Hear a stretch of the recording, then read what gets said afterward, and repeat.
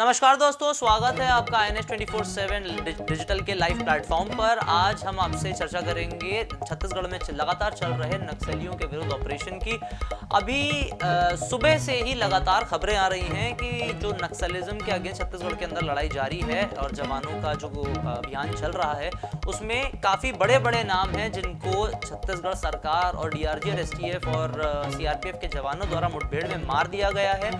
और किस किस जगह पे क्या क्या बड़े एनकाउंटर हुए, कौन कौन इसमें शामिल था, किन बड़े नामों का। और अब माडवी हिडमा को लेकर भी काफी सारी बातें हो रही है। उसके अब वो प्राइम हमारा टारगेट हो चुका है, हमारे जवानों का टारगेट हो चुका है। अब इन सारी जानकारियों को प्राप्त करने के लिए ग्राउंड रिपोर्ट जो है, ग्राउंड लेवल पर जो हमारे संवाददाता हैं, हम उनसे बात करेंगे। वेलकम सर, आपका बहुत बहुत स्वागत है। जीवानंद जी,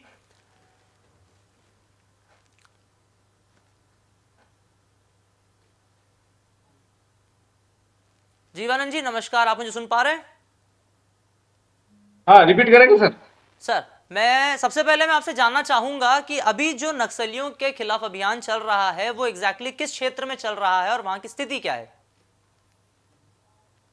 जी देखिए, अभी जो नक्सल ऑपरेशन आज चल रहा है वहाँ बता देना चाहूंगा कि जो बीजापुर जिले की इंद्रावती टाइगर रिजर्व जो फॉरेस्ट एरिया है और वहाँ पर ऑपरेशन लॉन्च किया गया है। करीब आज तीसरा दिन है और इस तीसरा दिन ऑपरेशन के दरमियान पुलिस को भारी सफलता मिली है, जहाँ 1 करोड़ की CC मेंबर से लेकर जो 25 लाख ACF की मेंबर को मार गिराने में पुलिस को बड़ी सफलता मिला है। तो 3 दिन तक जो ऑपरेशन चल रहा है, 3 दिन ऑपरेशन के दरमियान अब तक के 7 नक्सलियों को सुरक्षा बलों ने ढेर कर दिया है। और ये जो इंद्रावती नेशनल पार्क है, ये रिजर्व फॉरेस्ट है और ये इंद्रावती टाइगर रिजर्व है। यानी सबसे दुर्दार इलाका कहा जाए। जंगल है, पहाड़ी, नदी नाले और बहुत ही दुर्गम इलाका होने के कारण नक्सली का ये पनाहगार रहा है और जिसे अब हमारे सुरक्षा बलों ने फतेह हासिल किया है। तो निश्चित तौर पे अब तक के जो करीबुट्टा पहाड़ी के बाद हमारे सुरक्षा बलों के जो टारगेट रहा है, ये इंद्रावती टाइगर रिजर्व फॉरेस्ट में। और वहां पर जो लगातार जो 3 दिन तक जो ऑपरेशन चलाया जा रहा है, इस ऑपरेशन के दरमियान हमारे जवानों को भारी सफलता मिला है। तो निश्चित रूप से अब तक के जो अपडेट आ रही है, अभी भी ऑपरेशन जारी है। हालांकि अब तक के जो सर्चिंग और कॉम्बिंग के दरमियान और भी जो नक्सलियों का शव मिलने की संभावना जताई जा रही है।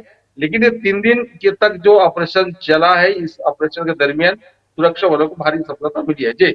अच्छा, मुझे ये भी बताइए जीवानंद जी कि जो ये नक्सलियों का मुठभेड़ हुआ है, मुठभेड़ में ऐसी भी खबरें हैं कि भारी मात्रा में विस्फोटक और हथियार भी मिले हैं। वो क्या वाकई में हथियार मिले हैं कि ये सारा एक भ्रम है, सिर्फ नक्सली ही थे और वहां के मतलब जो स्थिति उनकी थी बड़ी खराब स्थिति में, क्योंकि एनकाउंटर हो गया और वहां से खबरें पूरी बाहर नहीं आ पा रही। तो आपके माध्यम से जानना चाहूंगा कि क्या विस्फोटक और वो सारी चीज, असला बारूद भारी मात्रा में भी उनके पास पकड़ाया था? जी निश्चित में देखिए, जो जो हार्डकोर के जो 2 नक्सली मारे गए हैं उनमें से AK-47 तो जब्त कर लिया गया। बाकी का जो डिटेल है अब तक सामने नहीं आया है। अच्छा। लेकिन जहां स्थिति जैसी केडर के जो नक्सली है और उनके साथ ACM जैसी लीडर जहां पर मौजूद है, जी तो जी। वहां पर कोई ऐसी वहां पर जो हथियार और बारूद होना ये तो लाजमी है कि वहां पर होना ही है। लेकिन फिलहाल जो 2 हार्डकोर नक्सली मारा गया है, उस नक्सलियों के पास में से AK-47 जो राइफल है वो बरामद किया गया है। अभी भी सर्चिंग चल रहा है और अब तक की, क्योंकि वो जो इलाका है वहां पर किसी प्रकार की संचार का कोई सुविधा नहीं है और इसी कारण जो खबरें हैं अब तक हमारे तक पहुंचने में लेट हो रही है। और जी यही कारण है कि अब तक के जो उस इलाके के जो खबरें हैं वो पूरी तरह से अपडेट नहीं हो पाए। लेकिन प्रथम दृश्य जो सूचना के जो हमें मिला है, वहां अब तक के 3 दिन तक तो ऑपरेशन चल रहा है। इस 3 दिन ऑपरेशन के दरमियान 2 हार्डकोर नक्सली समेत 7 नक्सलियों को उन्होंने मार गिराया है और साथ ही उनके खाने पीने के सामान और रोजमर्रा का सामान के साथ ही भारी असला, बंदूक और उनके बहुत सारे ऐसे सामान को भी पुलिस ने बरामद की गई है जी। जी। अच्छा, जो दो कुख्यात नक्सलियों के मारे जाने की खबर निकल कर आ रही है, ये माडवी हिडमा के बहुत करीबी माने जा रहे हैं और शायद ये एसोसिएशन के अंदर में सेंट्रल कमिटी के भी मेंबर्स थे। थोड़ा सा इनके इंट्रोडक्शन पे भी नजर, तो थोड़ी सी रोशनी डालिए ना। क्या थे, कौन थे, कहां से थे, थोड़ा सा इसके बारे में जानकारी चाहेंगे। जी देखिए, जो सीसी मेंबर है, ये है सुधाकर, और ये सीसी मेंबर है, और ये शैक्षणिक संस्थाओं को वो हैंडल कर रहा था। यानी नक्सल संगठन में जो शिक्षा का नक्सली व्यवस्था है, विचारधारा को फैलाने के लिए। फैलाने के लिए उनके अंदर जो केडर जो अनपढ़ होते थे, जी जी। उन अनपढ़ जो लोगों को उन्होंने शिक्षा देता था। और उनके तमाम जो किताबें, या जो एकदम प्राथमिक शिक्षा से लेकर आगे की शिक्षा भी वो कराते, और नक्सल संबंधी जो ज्ञान, नक्सल संबंधी विचारधाराओं के बारे में उसको पढ़ाते थे। तो ये सीसी लेवल के अगर 1 करोड़ के इनाम है, तो निश्चित रूप से ये बहुत बड़ा केडर है। और साथ ही जो एसीएम है, ये एयर जर्सी, यानी ये 25 लाख का दूसरा जो केडर के है भास्कर, जी उन्हें भी पुलिस ने मार गिराया है। हालांकि जो मांडवी हिडमा का नाम बार बार सामने आ रहा है, जी तो जी। वो मांडवी हिडमा इस वक्त पुलिस के टारगेट में है, क्योंकि अभी बीते दिनों जो उनका एक जो फोटो जो वायरल हुआ है, जी जी, एक यानी और जब वो फोटो वायरल पंद्रह हुई थी साल मांडवी हिडमा की, ये भी मैं आपसे पूछना चाह रहा था कि कितना सच है ये। नहीं, देखिए, उनका जब मांडवी हिडमा पूर्ववर्ती से अपने नक्सली संगठन में जब वो शामिल हुआ था, तब महज उसका उम्र 15 साल था। जी और हाल फिलहाल में जो उनका एक वीडियो, उसका जो फोटो वायरल हुआ है, जी। तो वही बताया जा रहा है कि यही हिडमा है। और ये मांडवी हिडमा है, ये अभी जब युवा अवस्था में है, और जब वो नक्सल संगठन में गया था तो महज 15 साल का था।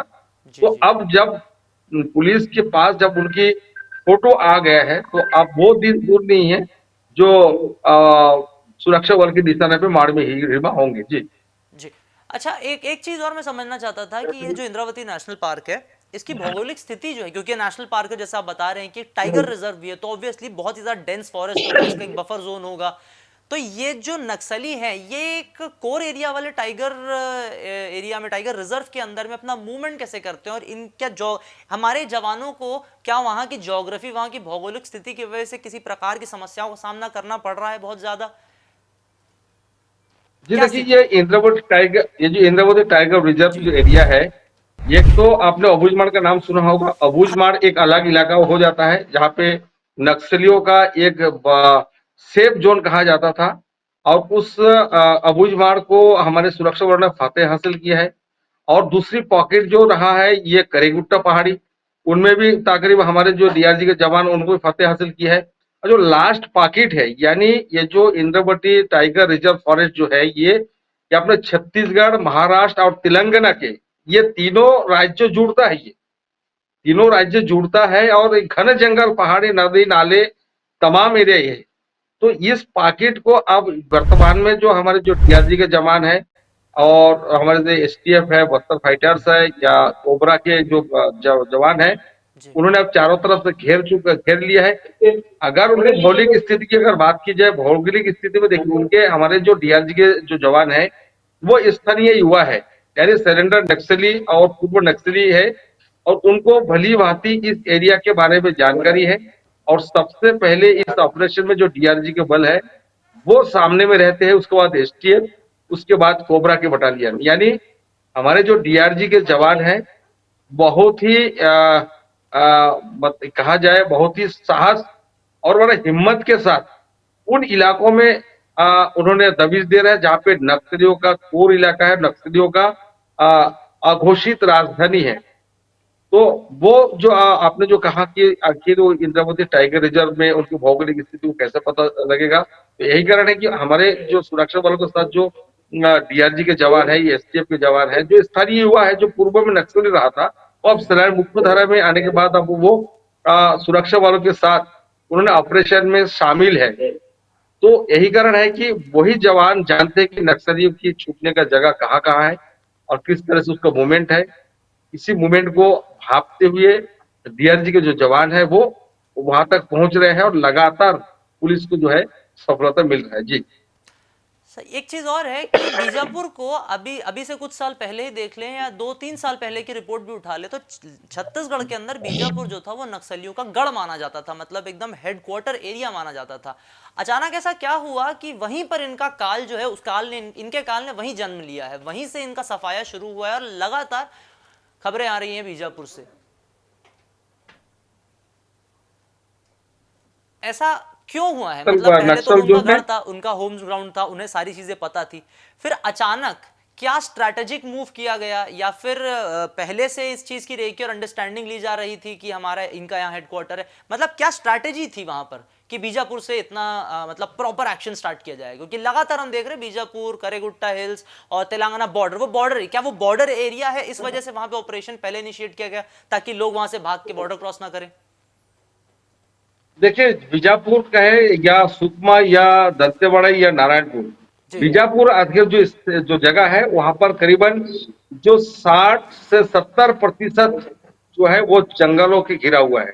यानी सबसे ज्यादा जंगल और बीजापुर जिला या नारायणपुर जिला और सुकमा जिला में है।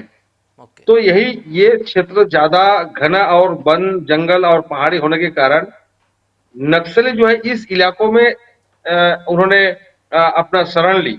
और बीजापुर की अगर बात की जाए, बीजापुर और सुकमा के सरहदी इलाके जो तेलंगाना, जो आंध्रा, अभी इस समय जो डिवाइड दूसरा राज्य बना हुआ तेलंगाना है, तो जी। तेलंगाना से ये जुड़ा हुआ है। और जो हम्म। नक्सली आंध्रा से अ, यहाँ पहुंचे, बस्तर में पहुंचे, और इस दरमियान अपना जो पनाहगार है, अपना जो ठिया है, वहां पर उन्होंने दिया।